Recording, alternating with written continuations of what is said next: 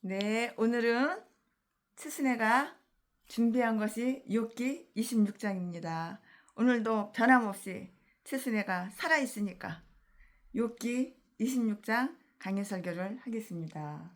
네, 발닷 알죠? 이것은 발닷의 짧은 연설에 대한 욥의 아주 그냥 간단한 대답이에요. 그냥 단순하게 그냥 대답을 한 거예요. 여기에서 욥은 발닷이 말했던 것을 반박 안 했어요. 싸우자고 덤비지 않고 반박 안 했어요. 반박하기는커녕 하나님을 아주 존귀하게 여기고 하나님을 존귀케 하고 하나님의 그 능력을 제시하는데 그를 능가하고 있어요. 그러면서 그는 전에 너를 아는 것을 나도 아나니 너 알아? 너 이런 거 저런 거 알아? 나도 알아. 너만 아는 게 아니야. 나도 알아. 나도 아노니 13장 2절에 이렇게 라고 말한 이유를 계속해서 보여주고 쉬어 보여준 것이에요. 욥은 발닷의 발언이 그가 얘기하고 있었던 그 문제에 대해서 매우 거리가 이렇게 비록 매우 참되고 선한 것이기는 하지만 별 소용이 없는 아무런 소용이 없는 것임을 이렇게 알리고 있어요. 이 말씀은 2절에서 4절까지가 있고요. 그것은 발닷이 오늘은 다 26장이에요. 6기 26장. 그것은 발닷이 말하고 있는 사람에게는 소용이 되지 않았고요. 왜냐하면 그는 그것을 이미 다 알고 있었고요. 다 알아요. 모르는 게 없어요. 다 알고 있었고 또한 믿고 있었고요. 발닷만큼 아니 그보다 더 훌륭히 그것에 대해서 말할 수 있었을 이 혀가 이제 조금 회복이 안 돼가지고 몸이 아직 조금 불편해서 이게 발음이 정확하지가 않아요. 죄송합니다. 이해 좀 해주세요. 발단만큼 아니 그보다 더 훌륭히 그것에 대해서 말할 수 있었을 뿐만이 아니고요. 하나님의 능력과 위대함에 대해서 더 증거할 수가 있기 때문이에요. 하나님이 이렇게 위대하고 강하신 주님, 하나님이 이렇게 위대하다고.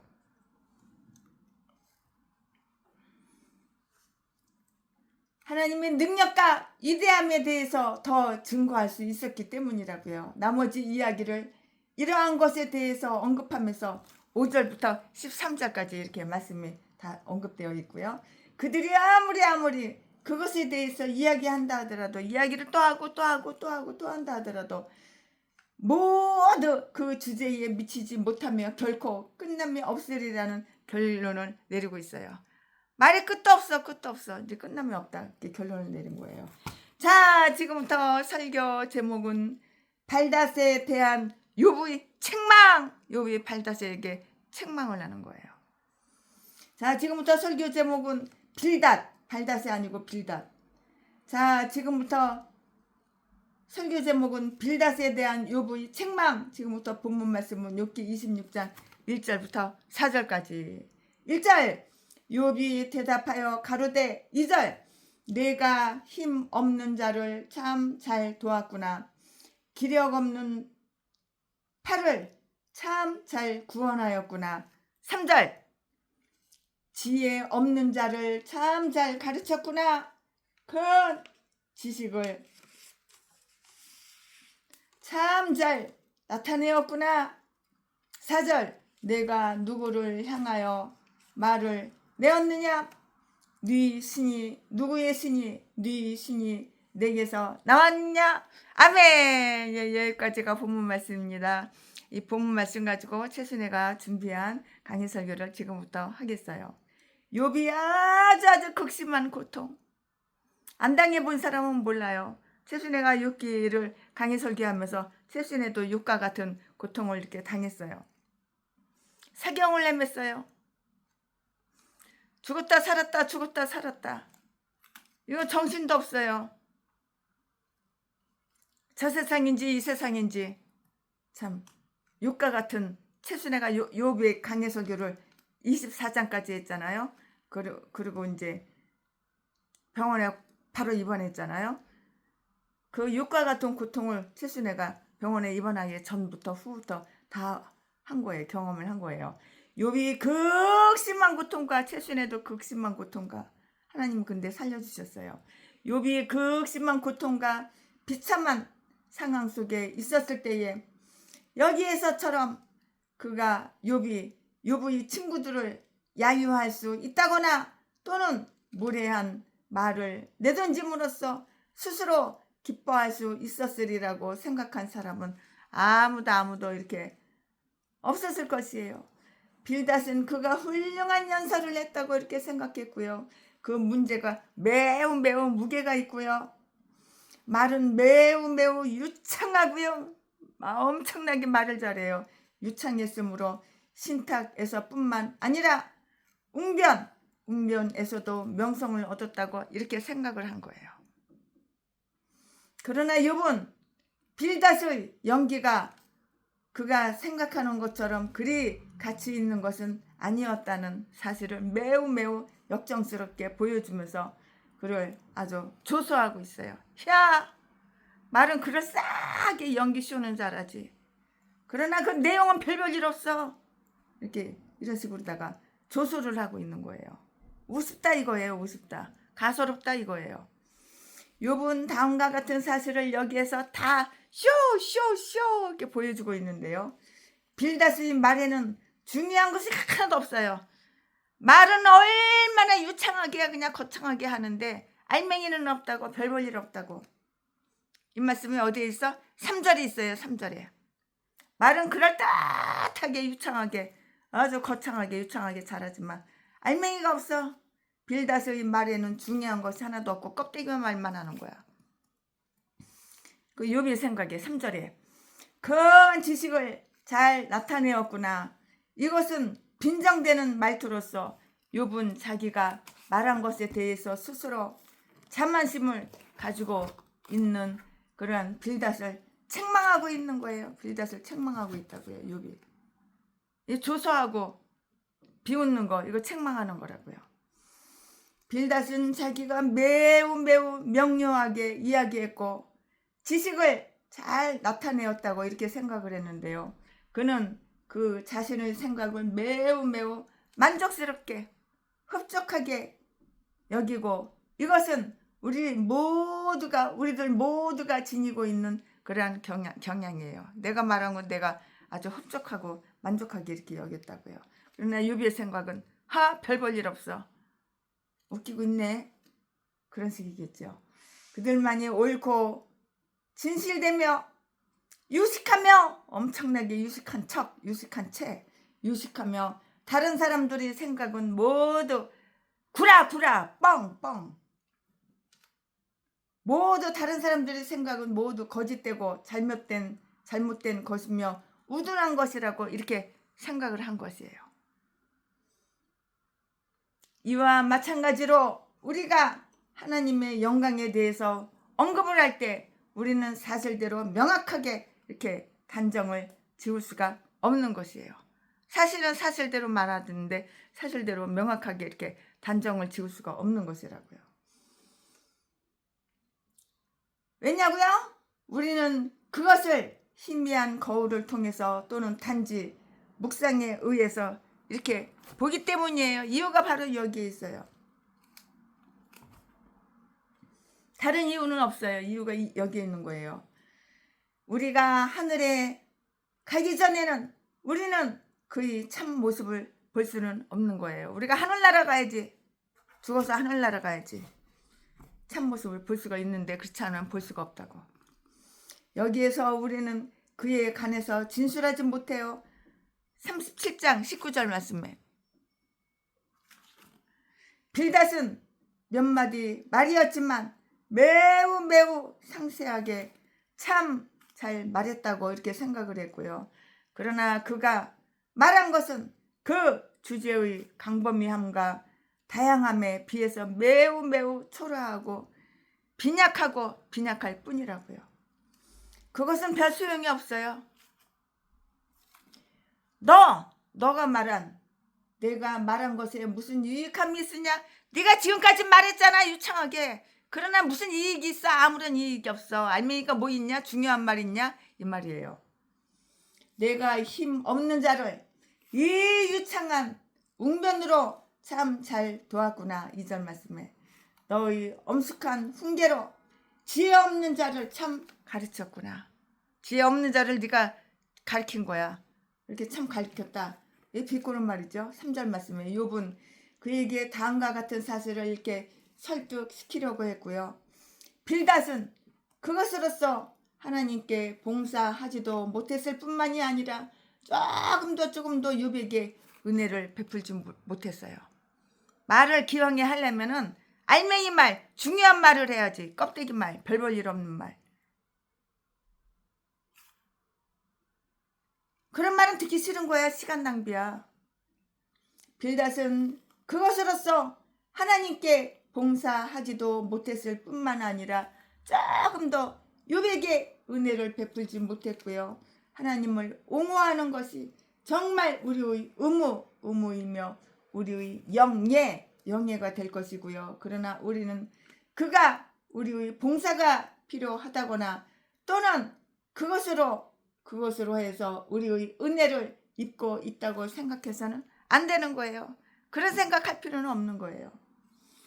그리고 우리가 하나님의 영광을 진심으로 존중하는 마음에서가 아니라 논쟁과 반박하는 마음으로 봉사한다면 그는 그것을 용납하지 않으신다고. 그런 헛된 말 하나님이 들으실 것 같아? 그런 말은 용납하지 않으신다고. 빌닷은 그것으로서 그의 주장에 아무런 이익도 끼치지 못했고요. 빌닷의 친구들이 욥을 반박하다가 매우 당황하여 아무 힘이나 지혜도 활용할 수 없었을 때 그들을 도왔으므로 그들이 아주 막대하게 그의 은혜를 입었다고 이렇게 생각을 한 것이에요.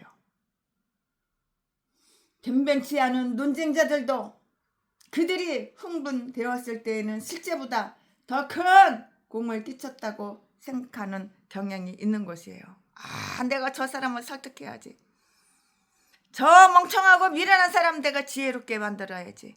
그래가지고 말을 3시간 동안이나 아주 유창하게 화려하게 이렇게 저렇게 말했는데 듣는 사람은 네가 말한 거 네가 3시간 동안 나한테 멍멍멍멍 지저댄 거 아무런 이익이 없어. 알맹이가 없어. 중요한 말은 없어. 껍데기야. 헛소리야 헛소리.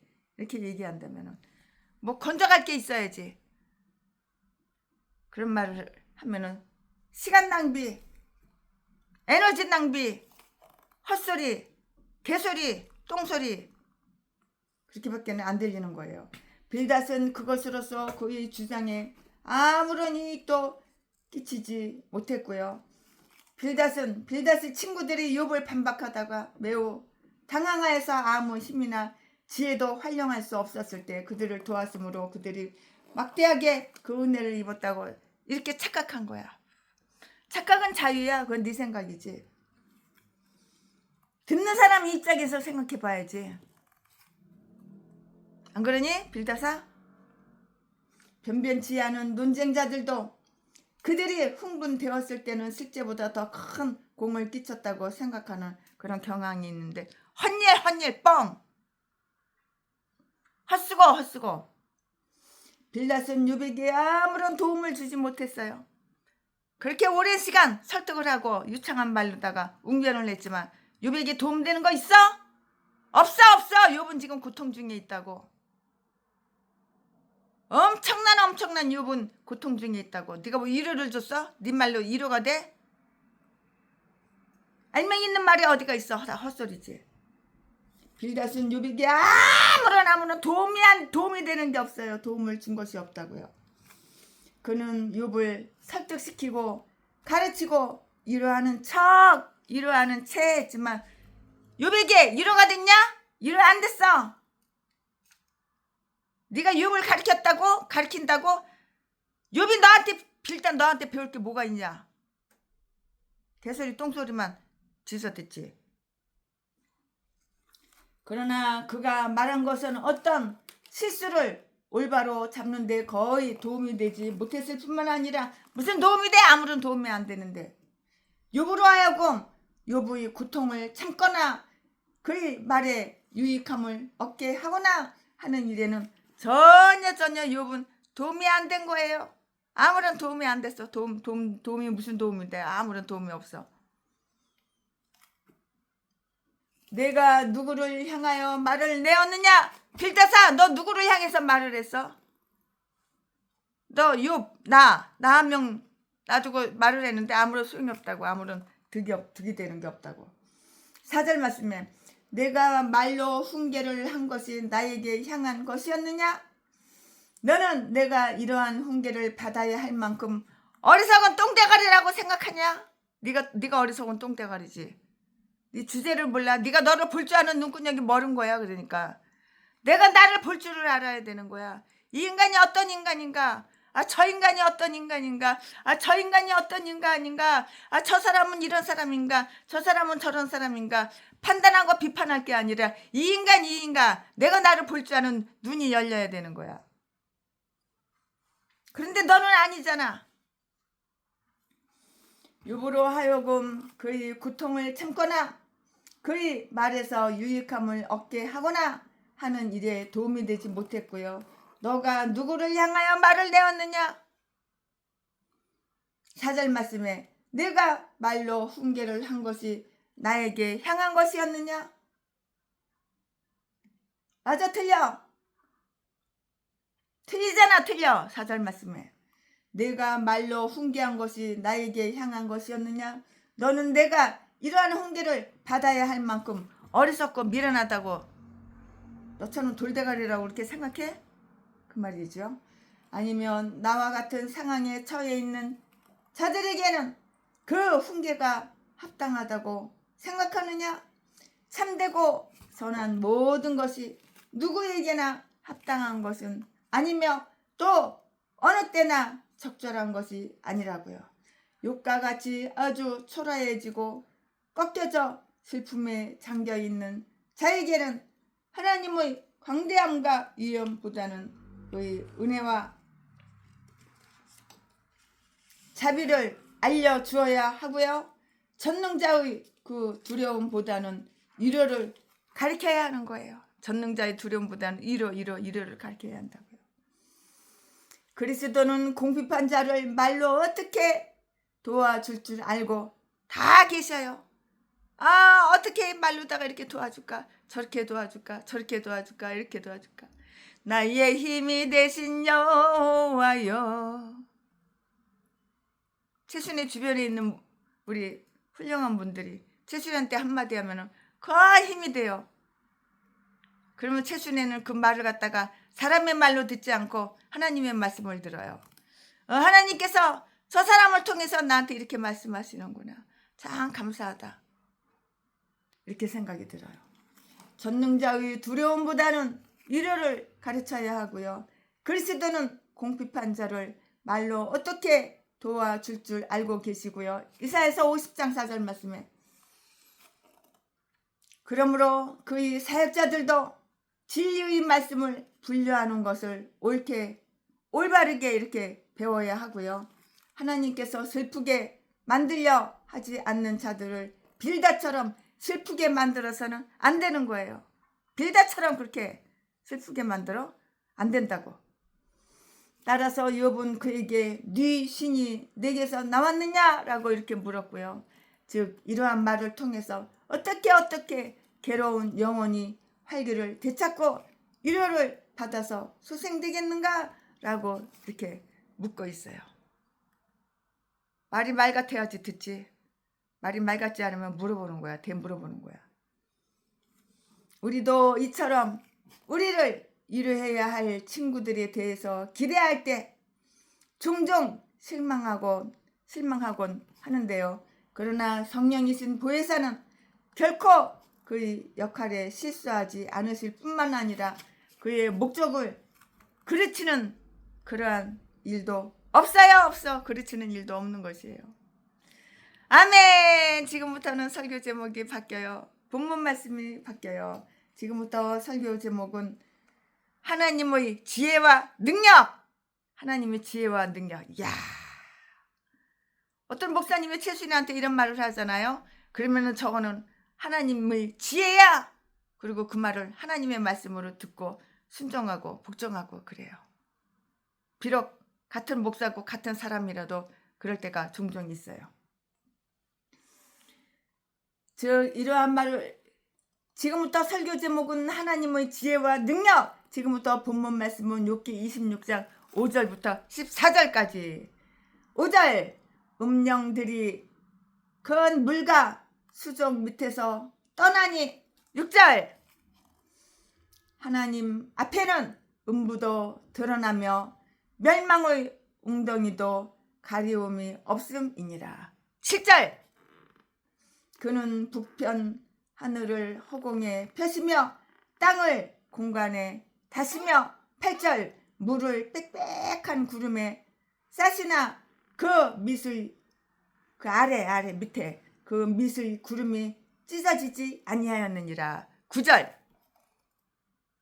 그는 자기의 보좌 앞을 가리우시고 자기 구름으로 그 위에 펴시며. 10절 10절 수면의 경계를 그으셨을 때 빛과 어두움의 지경까지 한정을 세우셨느니라. 11절 11절 그가 꾸짖으신 주 하늘 기둥이 떨며 놀라느니라. 12절 그는 권능으로 바다를 흉룡케 하시며 지혜로 라합을 쳐서 파하시며. 13절 그 신으로 하늘을 단장하시고 손으로 날랜 뱀을 찌르시나니. 14절 이런 것은 그 행사의 시작점이요 우리가 그에게 대하여 들은 것도 심히 세미한 소리뿐이니라.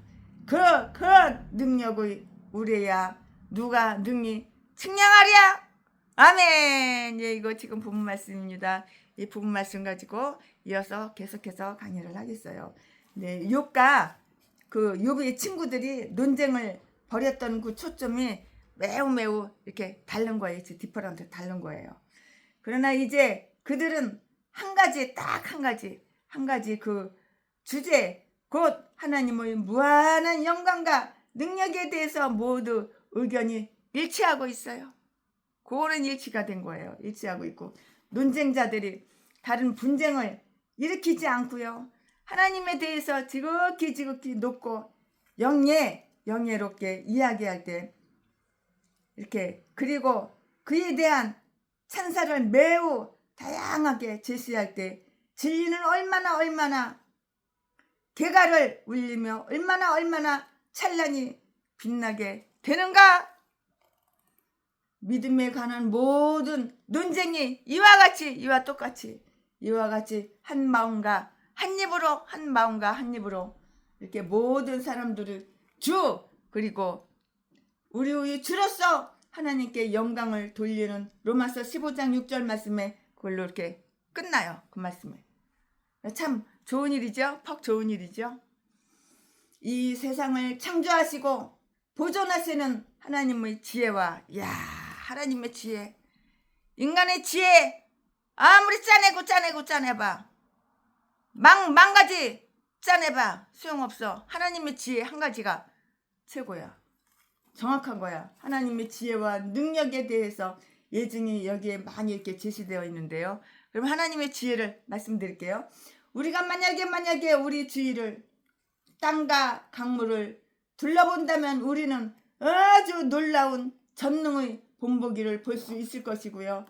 우리는 이 기절들에서 그것을 실감할 수 있을 것이에요. 하나님의 지혜가 트럼프 대통령의 그 머릿속에서 입에서 언어로 나올 때가 종종 있어요. 그러면 제가 트럼프 연설을 들을 때 트럼프 대통령, 미국 나라 트럼프 대통령 연설을 들을 때 저거는 트럼프 머릿속에서 나온 것이 아니야. 하나님의 지혜야. 정말 놀랍다. 하나님의 지혜가 트럼프 대통령 생각 속에 이렇게 임했구나. 이런 생각이 이렇게 종종 들을 때가 있어요. 제가 트럼프 연설은 꼼꼼하게 잘 읽어보고 들어보고 그러거든요. 그 신문 있잖아요. 영어로 된 신문. 그거 팔잖아요. 그거 하나씩 사다가 읽어보고 그래요. 그럼 트럼프 연설도 많이 나와요. 우리는 놀라운 전능의 본보기를 볼 수 있을 것이며 우리는 이 기절들에서 그것을 실감할 수가 있을 것이고요.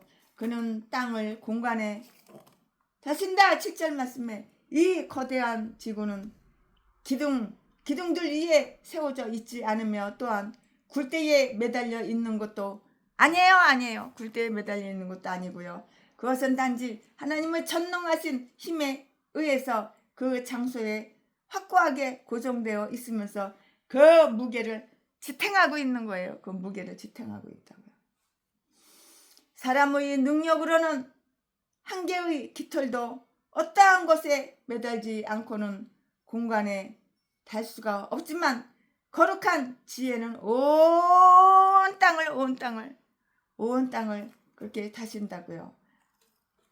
즉 자체의 중력으로 중량을 이룬다라고 말도 하지만 사도는 하나님의 권능의 말씀으로 받들려라고 이렇게 말을 해요. 공간에 매달려.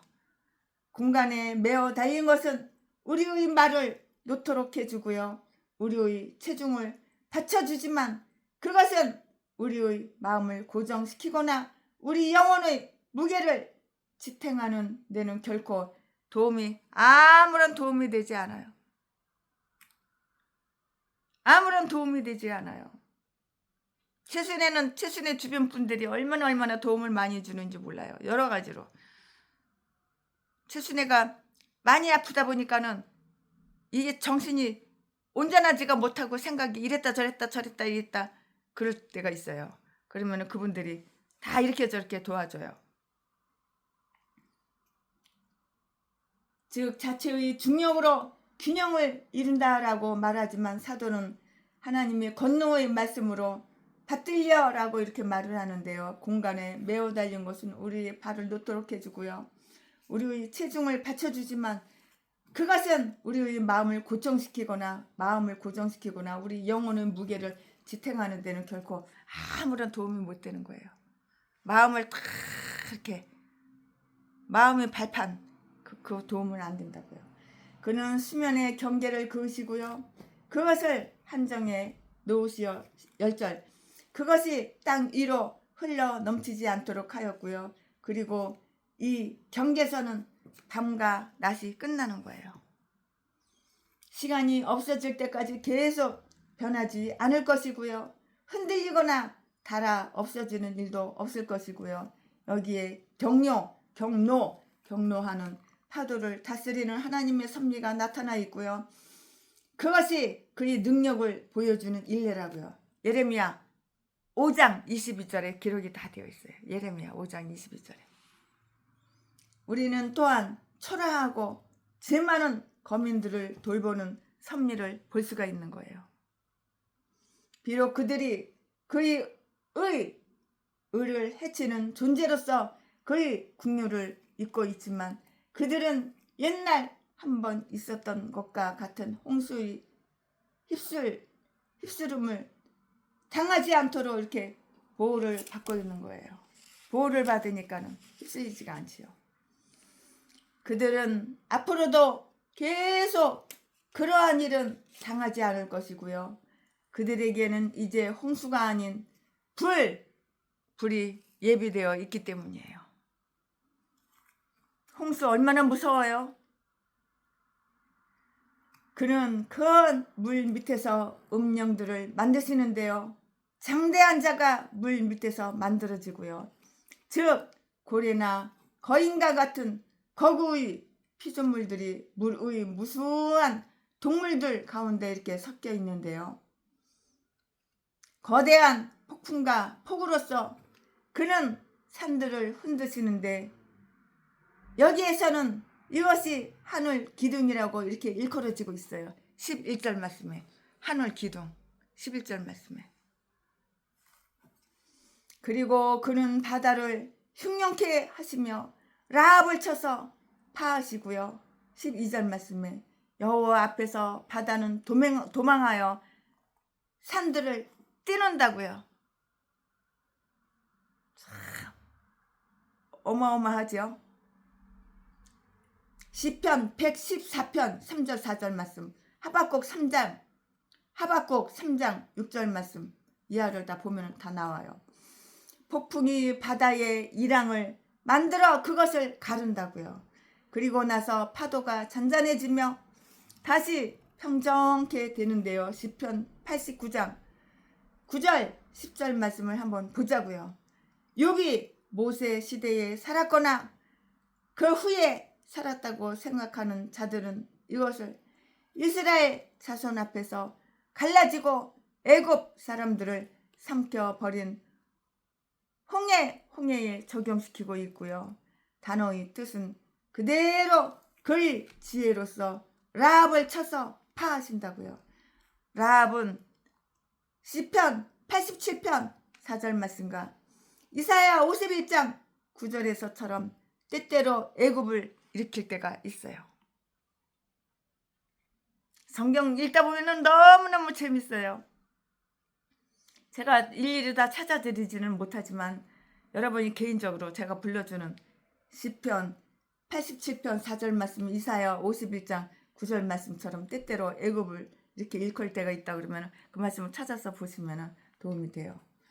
우리가 아래에 있는 지옥을 생각해 본다면 그것이 보이지 않더라도 그곳에 나타난 하나님의 그 능력을 상상할 수가 있고요.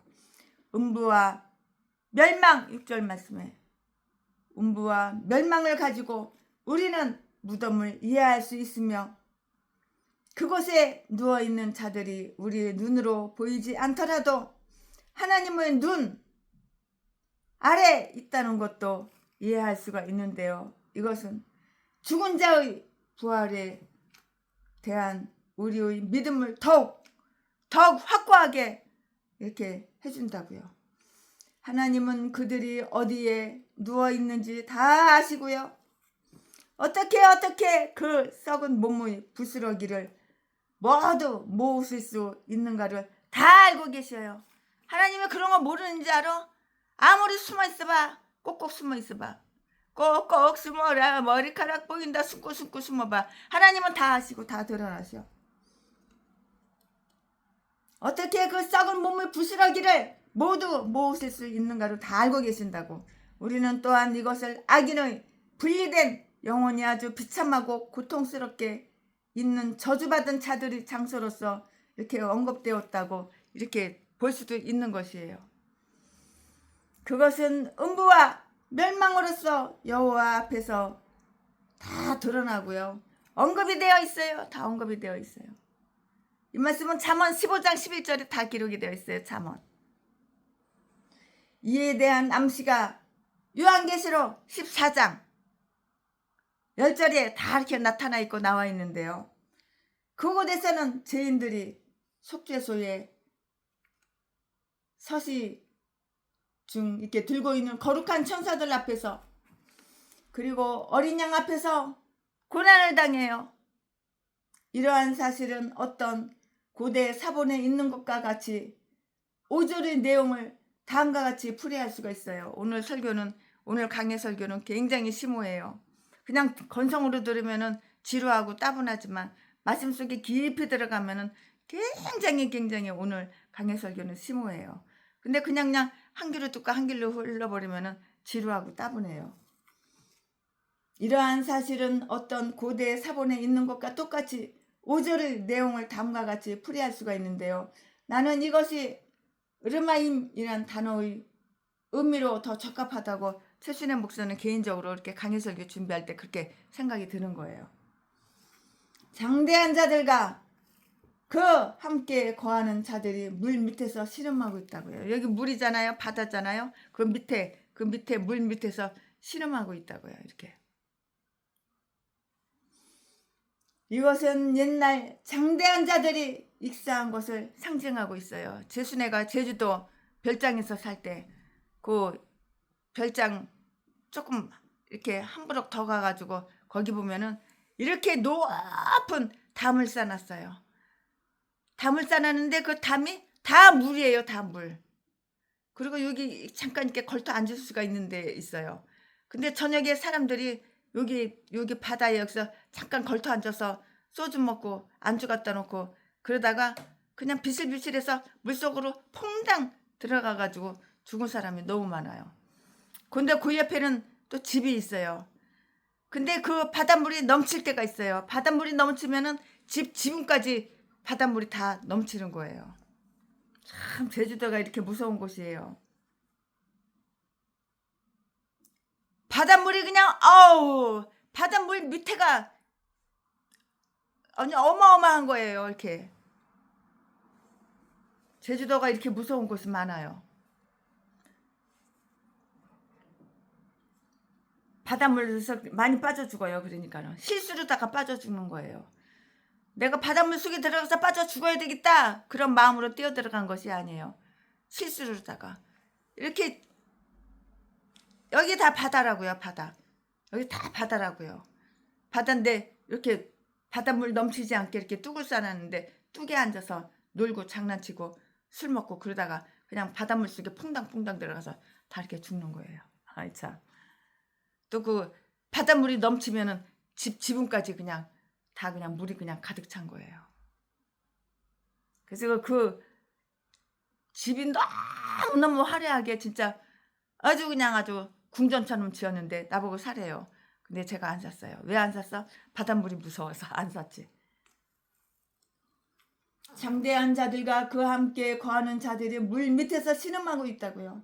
그 뒤에 하나님 앞에는 음부도 드러나고요 하는 기절들이 이렇게 싣고 있는데요.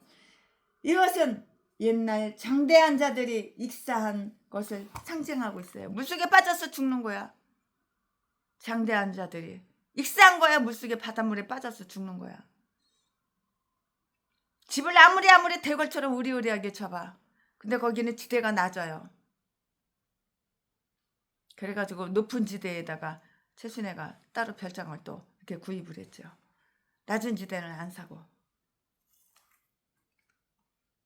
이것은 옛날 장대한 자들이 익사한 것을 상징하고 있다고요. 이것은 잠언 21장 16절에서 음부가 사망을 회중으로 불리우는 사실에서 예증되고요.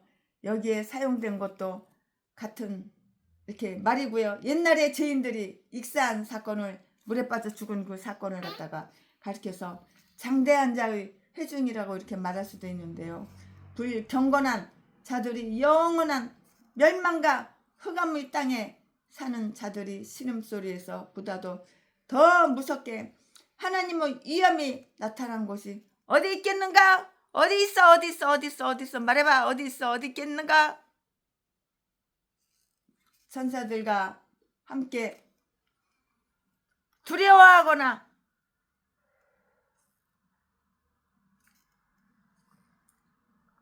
숭배하려 하지 않는 자들은 영원히 마귀들과 함께 두려워하며 오돌오돌 떠는 거야. 마귀들과 함께. 무서워서 오돌오돌 떠는 거야. 그리하여 하나님께서 영광을 받으실 것이라고요. 만약에 우리가 눈을 들어 하늘을 본다면 우리는 하나님의 권세와 능력을 나타내는 것들을 다 이렇게 저렇게 볼 수 있을 것이에요. 그는 북편 하늘을 허공에 펴시고요. 허공에다가 북편 하늘을 착 펴서 하나님께서 2절 말씀에 그는 맨 처음에 하늘을 휘장같이 치셨다고요. 시편 104편 2절 말씀에. 그리고 지금도 계속 그것들을 치고 계시고요. 또한 그는 전반적인 불 난리가 있어서 종이 축이 이렇게 말리는 거, 돌돌돌돌 말리는 거, 종이 축이 말리는 것 같이 떠나가기 전에는 요한계시록 6장 14절에 있는 말씀이고요. 그렇게 두실 것이고요. 그는 북편을 또한 이렇게 북편을 언급하고 있는데요. 그것은 그의 나라가 우리들이 나라와 똑같이 마찬가지로 북반구에 위치해 있기 때문이고요. 그리고 그것이 펼쳐진 아래에 있는 공간에는 공기가 있어요. 공기. 이 말씀은 시편 89편 12절 말씀에 있으니까 개인적으로 찾아보시기 바랍니다.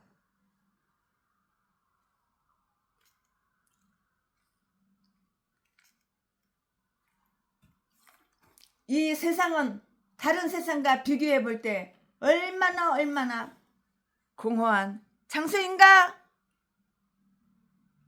그는 창공위에 있다고 하는 물을 가두어서 땅 위로 쏟아지지 못하도록 하심으로써 옛날에 한 번 있었던 것과 같은 이렇게 홍수가 두 번 다시 일어나지 않도록, 노아 홍수 때처럼 그렇게 두 번 다시 일어나지 않도록 이렇게 하시는데요. 8절 말씀에 그는 가방 속에 단단히 보관하는 것과도 똑같이 물을 빽빽한 이렇게 구름에 싸시어 그것을 사용할 이렇게 필요가 있을 때까지 보존을 하시는 거예요. 구름이 물을 갖다가 꽉 잡고 있는 거예요. 그 구름을 갖다가 팍 쏟아버리면 그냥 홍수가 나고 그러니까는 그렇게 구름이 물을 갖다가 이렇게 꽉 잡게 이렇게 하신다고요. 그리고 그곳에 고인 물의 무게가 엄청남에도 불구하고 그 밑에 구름이 찢어지지 아니에요. 구름이 물을 갖다가 꽉 쥐고 있는데 그 구름이 찢어지면은 물 폭탄이 그러면은 홍수가 나는 거야. 그러나 때가 되면 빽빽하게 고였던 물은 분수처럼 터져 나올 것이고요. 그러나 그것은 구름 속에 스며들어 방울방울 떨어져서 땅에 자비를 가져다 줄 것이고요. 또한 하나님께서 원하실 때는 작은 비뿐만이 아니라 큰 비도 이렇게 내릴 수가 있는 것이에요. 비가 조금 내리고 많이 내리고. 그는 이 세상의 영광, 곧 우리 같은 이렇게 초라한 인간은 감당할 수 없는 현란한 광채를 숨기신다고요. 9절 말씀에. 그는 자기의 보좌 앞을 그가 거하시는 곳의 광채를 가리시고 자기 구름으로 그 위에 펴시고요. 그리고는 그것을 통해서 그는 심판을 하셔요. 22장 13절 말씀에 하나님을 이렇게 심판하시는 하나님이에요. 그러니까 하나님을 두려워하고 하나님을 항상 24시간 의식해야 돼요. 자나깨나 하나님을 의식해야 되는 거야. 믿음으로 이렇게 하나님은 우리로 하여금 감정으로서가 아니라 믿음으로 이렇게 살게 하시는데요. 왜냐고요?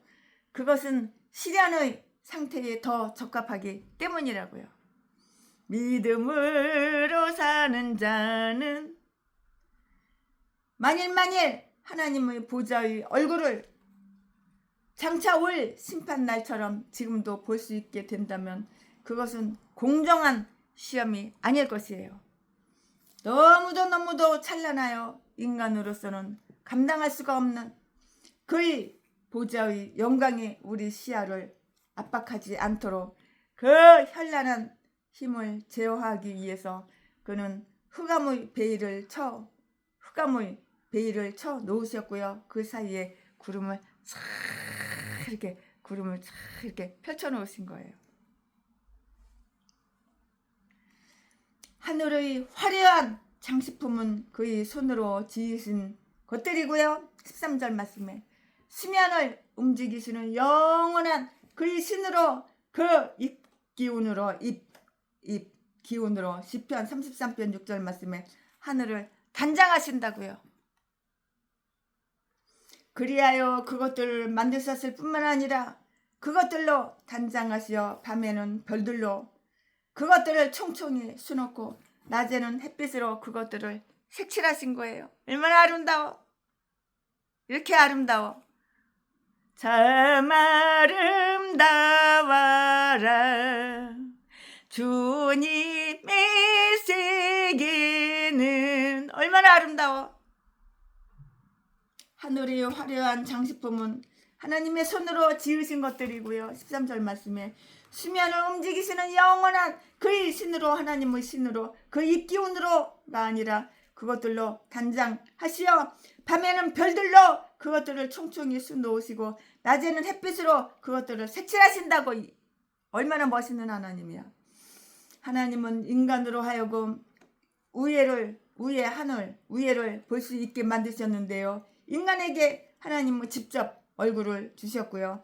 그러므로 인간은 하늘을 장식한 것들을 다 쳐다볼 수가 있고요. 그리고 현란한 햇빛과 빛나는 별빛과 무수한 별, 그 배열 다양한 크게 다양한 크게, 그리고 우리 머리 위에 청개를 장식하는 수많은 점들은 우리의 눈을 즐겁게 해주고 있고요. 그리고 우리는 여기에서 위대한 창조주이시며 빛들이 근원이신 하나님 아버지를 우러러본다고요. 도시에서는 밤에 별을 보면은 그저 그래요. 그러나 최순애가 전라도 남원에 있을 때예요. 학교에 있을 때, 초등학교에 있을 때예요. 그런데 거기에서 저녁에 나와서 하늘을 보면은 별을 손으로 막 이렇게 딸 것 같아. 그냥 얼마나 그냥 가까이 있는지. 내 바로 머리 밑에, 내 바로 머리 위에 그냥 별이 그냥 어마어마하게 그냥 쏟아져 내리는데 별 갖다 손으로 막 이렇게 깡총 뛰면 이렇게 딸 것 같아. 참. 그것은 궁전 이상일 거야. 눈에 보이는 하늘이 이처럼 영광스럽거늘 하물며 보이지 않는 것들이랴 하고 말하지 않을 수가 없을 것인데요. 골방의 이 아름다운 장식을 보고 우리는 안방의 귀한 가구들을 추측할 수가 있을 것이고요. 별들도 이처럼 아름다운데 하물며 천사들이랴. 별이 이렇게 아름다운데 천사들 얼마나 아름답겠어요. 그의 손으로, 하나님의 손으로 지으신 날렘 뱀이 여기에서 무엇을 의미하는지 확실하지는 않아요. 최순애가 아무리 생각해보고 연구해봐도 확실하게 이렇게 말을 할 수는 없어요. 그것은 하늘을 장식하는 은하수라고 보는 사람들도 이렇게 있더라고요. 내가 전화를 해보니까 그렇게 말을 하더라고요. 또 그것은 어떤 특별한 성자라고 보는 사람들도 있는데요.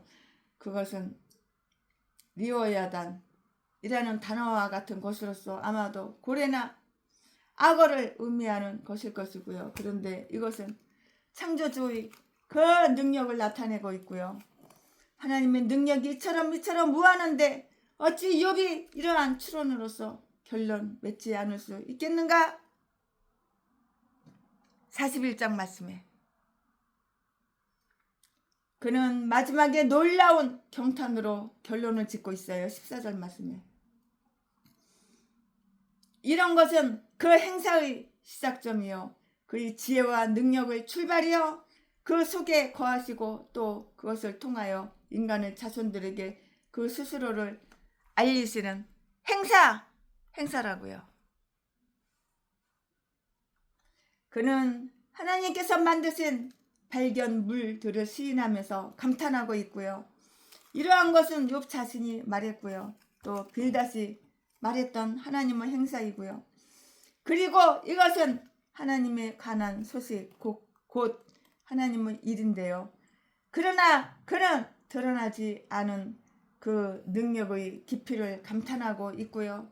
우리가 언급해 놓은 것은 그의 행사의 일부분, 작은 부분에 이렇게 불과하고요.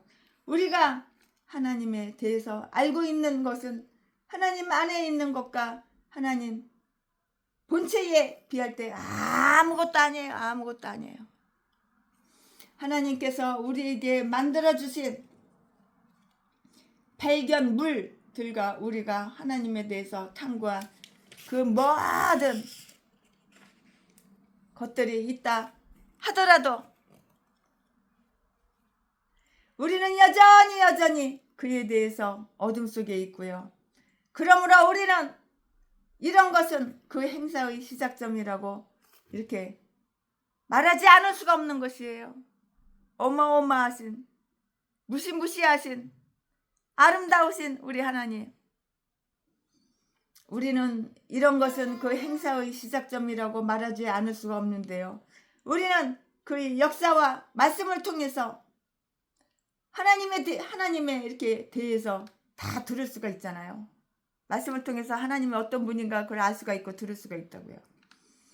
그러나 애석하게도 그에게 대하여 들은 것도 우리가 듣고 우리 귀에 들려온 것도 심히 세미한 소리뿐이고요. 우리는 부분적으로 부분밖에는 잘 몰라요. 따라서 우리는 부분밖에는 또한 예언할 수가 이렇게 없는 거예요. 우리가 하나님에 대해서 말할 수 있는 전부는 사도 바울의 말과 같은 것이고요. 로마서 11장 33절 말씀에 밑바닥을 발견할 수 없는 우리는 뚝에 앉아서 그 깊이를 감탄하지 않을 수가 없어요. 하나님의 지혜와 지식의 깊음이요, 우리가 현재의 상태에서 하나님에 대해서 들어 알고 있는 것은 심히 세미한 것에 불과하고요. 그는 무한하시며 측량할 수가 없고요. 우리의 이해력과 능력은 정말 아주 형편없이 약하고 얕아요. 깊지가 않아요. 우리가 언어 깊어요? 얕잖아요.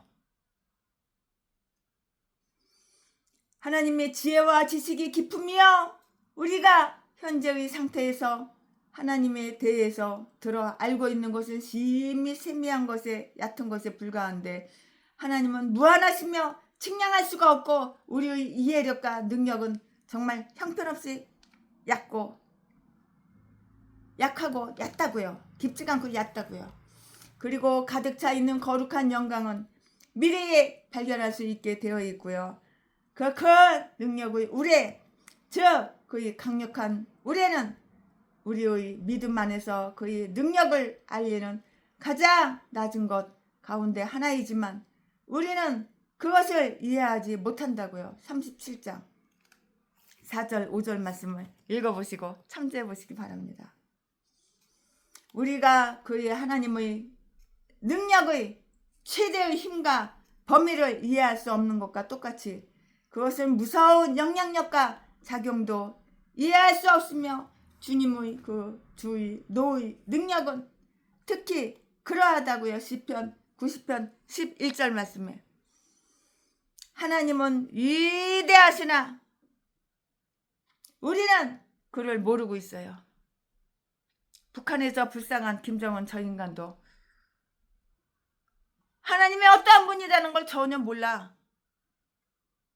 지금 목숨 끊어지면 지옥 가서 심판받아가지고 그 죄값을 다 받는데 그런 거 모르는 거야. 지금 우리나라가 상당히 복잡하지요. 우리나라가 공산주의, 사회주의로 막 가고 있죠. 자, 여기까지만 하겠습니다. 아멘. 오늘 최순애 목사가 욥기 26장 강해설교 준비한 것은 여기까지만 하겠습니다. 주님 나를 부르셨으니 주님 나를 부르셨으니 내 모든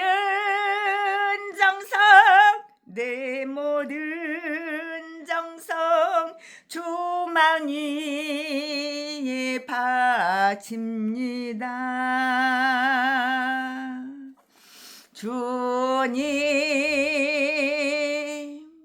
주님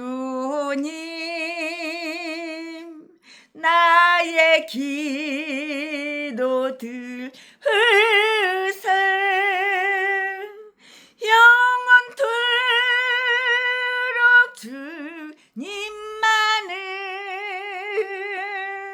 사모하게 하옵소서. 주님 나를 사랑했으니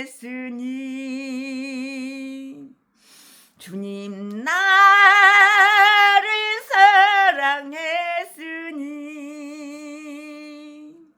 이 몸 바쳐서 주만 따라가렵니다.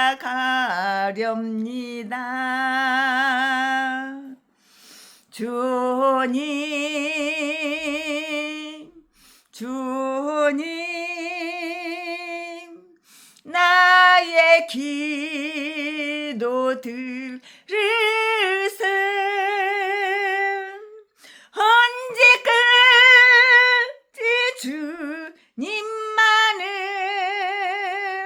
사모하게 하옵소서. 주님 나를 구원했으니 주님 나를 구원했으니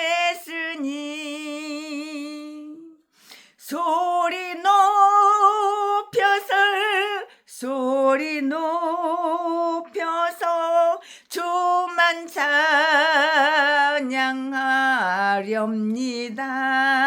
찬양하렵니다. 주님 나의 기도 들으세.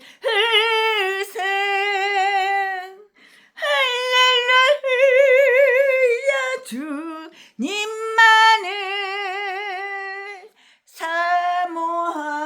사모하게 하옵소서.